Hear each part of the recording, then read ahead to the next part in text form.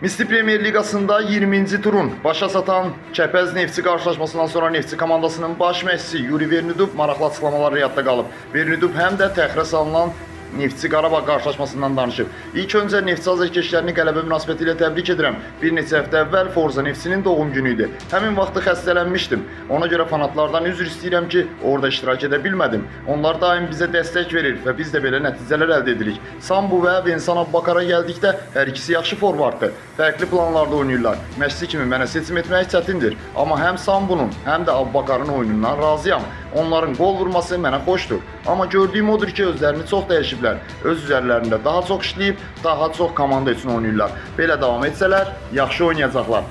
Jurnalistlərin Qarabağla oyunun təxirə salınmasına münasibətiniz necədir? Maçın təxirə salınması Neftçiyə necə təsir edə bilər? Sualına bu mövzunu bağlamaq vaxtıdır. Rəhbərliklə görüşdük və belə çətin dönəmdə Qarabağa dəstək olmaq qərarını verdik. Hansı ki, onlar Azərbaycanı böyük futbol arenasında təmsil edirlər. Belə qərar verdik. Bu bizim qərardır. Bizim üçün o qədər də yaxşı olmaya bilər. Ritmdən düşə bilərik. Amma ümidvaram ki, hər şey yaxşı olacaq. Qarabağa Newcastle-la oyunda qələbə arzulayıram. Bu bütün Azərbaycanın xeyrinədir. Sizin ölkə buna layiqdir.